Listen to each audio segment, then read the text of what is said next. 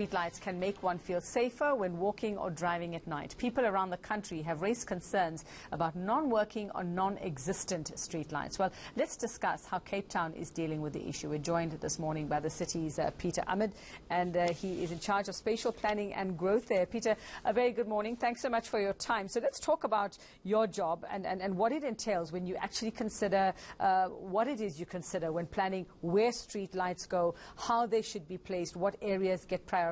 Just take us through very simply how it all starts. Thanks very much and good morning, Veka.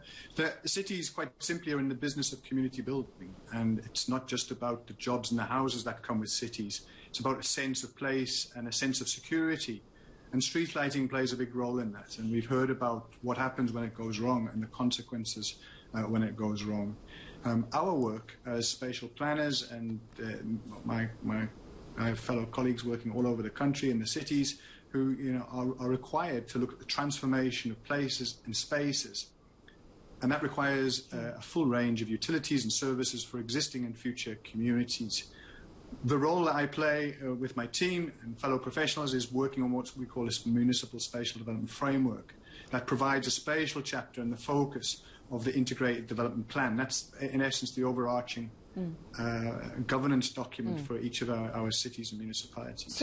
And this dictates where things will happen and what needs to happen, and obviously streetlights would fall within that remit. All right, so simplify it for us, Peter, then. I mean, what are the sort of tests that you do? What are the things you actually take into consideration when you decide, okay, in this area, this is where we're going to prioritize? Do you also look at things like vegetation? Do you look at trees and shadows that might be cast over these? Do you go in depth into that kind of sort of testing before everything is sort of planted and put down for good?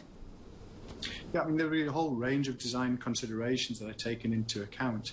And there's typically two types of lighting that we use here in Cape Town. There's the typical street lights, which would follow your normal streets, where there's a formal area, and you're designing that with the best intention and according to national code and standards.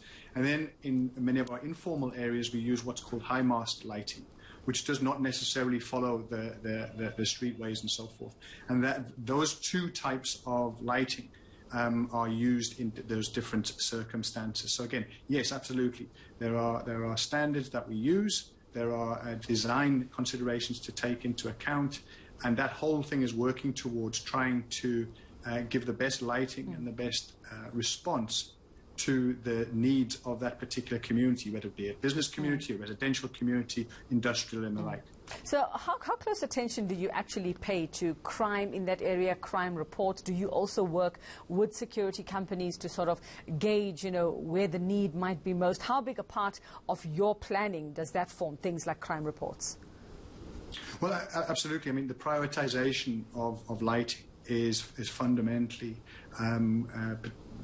geared towards the sort of high crime areas and that response to making places more safe and more safe. I mean, particularly when we're looking at things like public upgrades, we've done a couple recently in some of the stations, the rail stations and so forth within our cities, where we've tried to incorporate that design within that. Often these are high footfall and often hotspots for crime and so forth. So yes, absolutely, the response to crime is one of the prioritization criteria that my colleagues, the engineers, together with the community planners who are working on the ground, would be working towards to ensure that these are well sited and the best response to the needs of that community. So there's a common misconception, and not just in Cape Town, I suppose, Peter, but around the country, is that suburbs, affluent areas will take priority over informal settlements. I'd just like your response to that. You did mention earlier about different types of lighting being used in different parts as well. So just explain to us how you prioritize. Well, upgrading of our informal settlements is a major priority for the city. We work very closely with our human settlements departments, with the engineering and utility services. But they are a big challenge for any city administration, purely because of the speed and the nature of their growth. They're very dynamic, very organic growth, and often you're dealing with land ownership issues. It's much easier to service when it's a public-owned site than it is private, and there are obviously operational issues within the informal settlements. The colleagues from the engineering department are very clear that one of the big challenges in our informal settlements is the vandalism. And people tapping into the supply of the electricity by the provision of that very high mast lighting. People are using that to tap into and draw electricity illegally from that. So there are many challenges with informal settlements, and clearly where informal settlements have been identified for upgrading and are upgraded, we want to provide that with the full service and the street lights and so forth.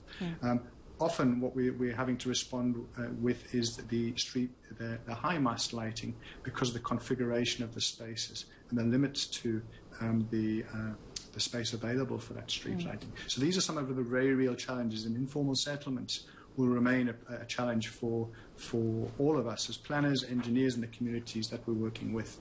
All right, thanks very much. City of Cape Town's Peter Ahmad there, just taking us behind the scenes a little bit to what their job actually entails when it comes to planning, where the street lights go, how they are spaced out, all the things taken into consideration. Quite a job, it seems like.